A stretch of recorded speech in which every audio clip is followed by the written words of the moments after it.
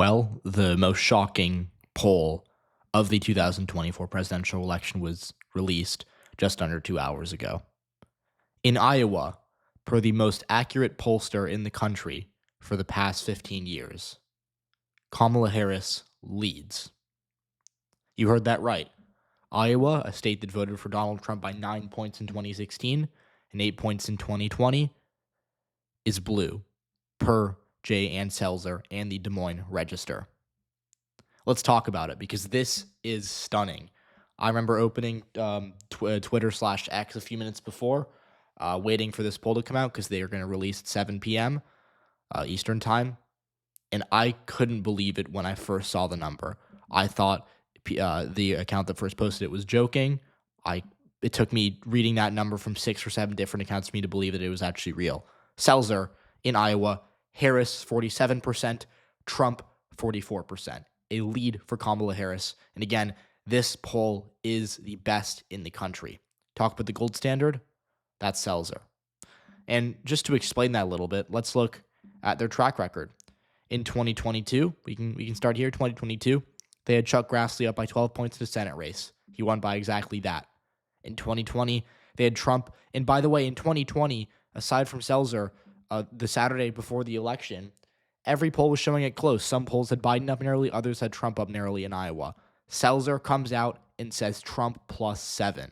Trump +7. And at the time, a lot of people thought that was ludicrous. They said it was too generous to Trump, that they were going to be way off. Trump won by 8. They were 1 point off. In the 2020 Senate race, same thing. Polls are actually trending towards Democrats. Teresa Greenfield, the Democratic candidate, had a lead in the polls. Selzer came out and said she was down by 4. She lost by 7. In 2018, this is the only race they've gotten wrong to date.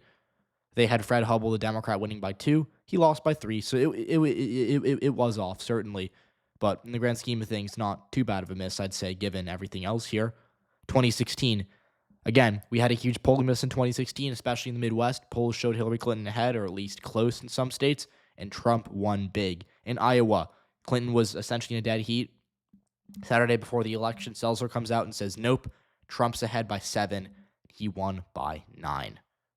Then, of course, let's go back to 2014. This was a Senate race that a lot of people expected to be close. Democrats held this Senate seat. At the time of the election, Democrats did hold the Senate seat. Polling was close. Selzer says no. Republicans up by 7. They won by 8. And then in 2012, I think this was actually one of their less shocking polls. Obama was starting to pull away in Iowa by a little bit. Selzer comes out and says he's going to win by 5. He wins by 6. So this is a very accurate poll. They have an A+ rating from FiveThirtyEight. They're called the gold standard for a reason. And this is shocking. This isn't just one poll coming out and giving a shocking result. It's not a partisan poll.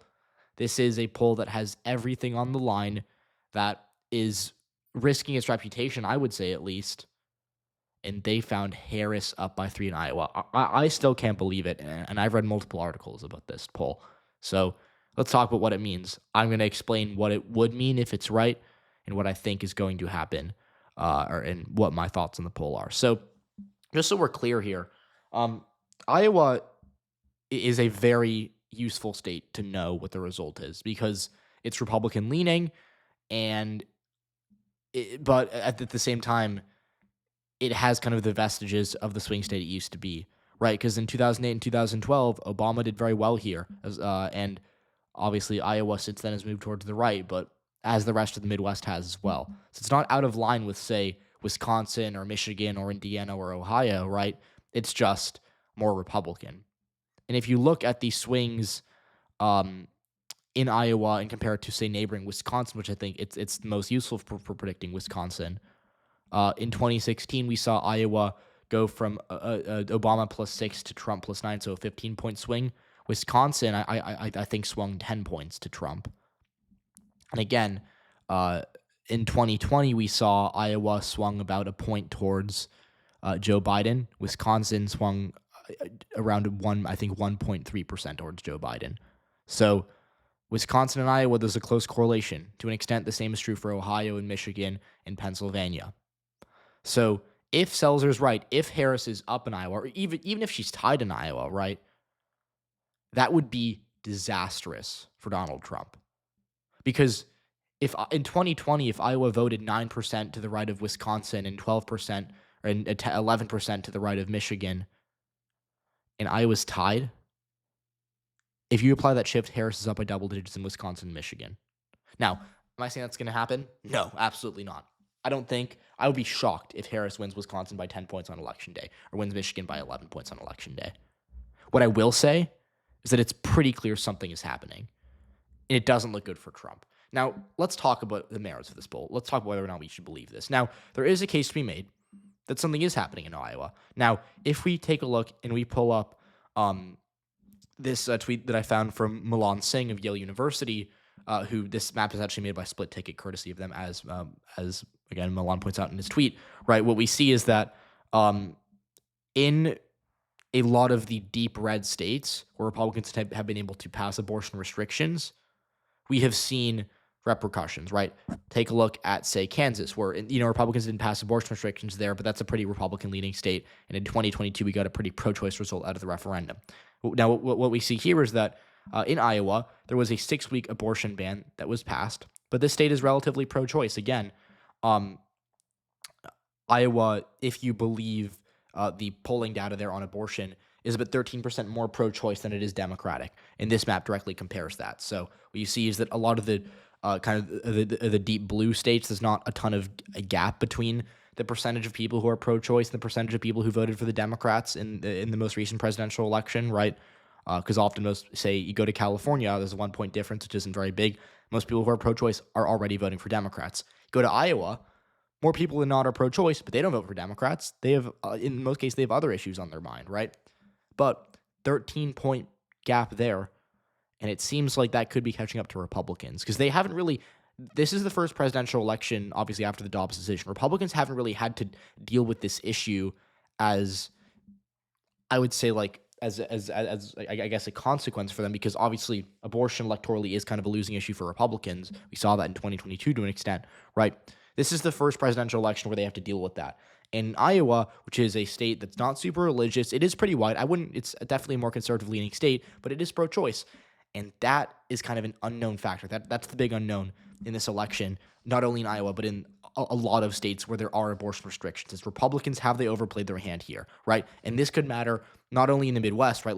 I talked about the correlation between Iowa and Wisconsin and Michigan and Ohio, but it could also matter in states like Texas, for example, where Republicans have also advocated and passed legislation that restricts abortion, right? And obviously Texas is a Republican-leaning state. It's a conservative state, but there's, if you believe this map, a 7-point gap between the percentage of people voting for Democrats in the presidential election last time, the percentage of people who are pro-choice. So that matters. So does that explain all of the swing we're seeing? No, but I think it could explain some of it. And again, the election hasn't happened yet. If you came out and doubted Selzer every election, you'd be like 0 for 7 by now. So I'm not going to do that. Now, there are a few things I do want to say. The first thing, I'm going to make this very clear. I don't think Kamala Harris is going to win Iowa. And I say that for a couple of reasons. First of all, we got an Emerson poll earlier today. Emerson actually did pretty well in Iowa in 2022. In 2020, not so much, but in 2022, to be fair, they did. They had Trump up by 10, so that's kind of the more expected result. Another thing that I think is interesting to note is that Iowa in 2022, after the Dobbs decision, we didn't see a huge swing towards Democrats. Democrats lost all 4 House seats. To be fair, some close races. They could have won one of them, right? But they lost it by around a point. And then they lost the governorship by 20, which was a pretty bad result. And in the Senate race, they lost by 12. So Iowa is certainly, you can look at this map and say that maybe there is a level of anger about abortion, for example, and that could be pushing Iowa towards the Democrats. But in 2022, that didn't happen. And in 2020, when the polls actually had it close, when people thought Joe Biden had a good chance to win Iowa, he lost it by 8. It's very white, it's very rural, and most of all, it likes Trump. Iowa has been solid for Trump throughout his presidency. And in 2018, by the way, Democrats did have a good showing in those House races, but the one race Seltzer's gotten wrong in the past decade is that governor's race, where Democrats were narrowly ahead and they narrowly lost it. So keep that in mind.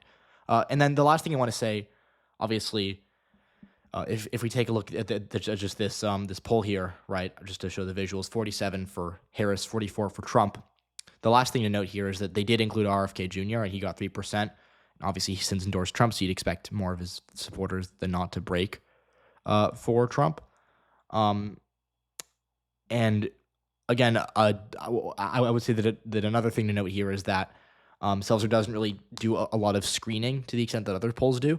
And it's worked out well for them, right? Because they've been better than almost every other poll for the past decade. But that also leaves the door open for them to get really weird results. So this result, to me, it's unambiguously good for Harris.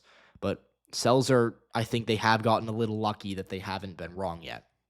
With that being said, doubting Seltzer, difficult thing to do in any as any respected election commentator or forecaster, right? So, yeah. And then truly the last thing I want to say about this before I sign off here is that Iowa, I've already talked about how correlated it is to the rest of Midwest, but like the polling miss in general in Iowa has been one that favors Republicans. Obviously, in 2016, the polls had it close. Trump won it, and it was not close. Same thing in 2020. Sal's has been accurate, but let's just say there is a polling miss. It wouldn't even be enough to make this good for Trump. Let's say that we apply the 2020 polling miss, where Trump was, I think, up by 2 on election day in Iowa, and he won it by 8, right? That's a 6-point swing. A 6-point swing to this poll, which is, by the way, better than obviously the averages of the previous election, but even applying it, would make this Trump plus 3. Give Trump 6%, he's at 50%, Harris is at 47%, he wins by 3. That is still a terrible result for him. It is so bad for him. And we know why, right? Because Iowa in 2020 was 13.5%, or was 12.5% to the right of the country. If that's even like remotely the case in 2024, and he wins it by 3, Harris is the president. So obviously you've talked about like the regional implications of how it's correlated with Michigan, Wisconsin, Ohio, etc. Nationally, it gets even worse for Trump because this state is so much more red than the country, and this poll shows him down. The best poll shows him losing there. So make of that what you will. I will be posting my final House prediction tomorrow. I'll be doing the Senate on Monday. I'll release the final election prediction either on Monday afternoon or on Tuesday morning. I will see when I can finalize my predictions. So subscribe to the channel if you haven't done so already. Let me know what you're expecting in Iowa in November, or it already is November, on Tuesday, I should say. And I'll see you all in the next video.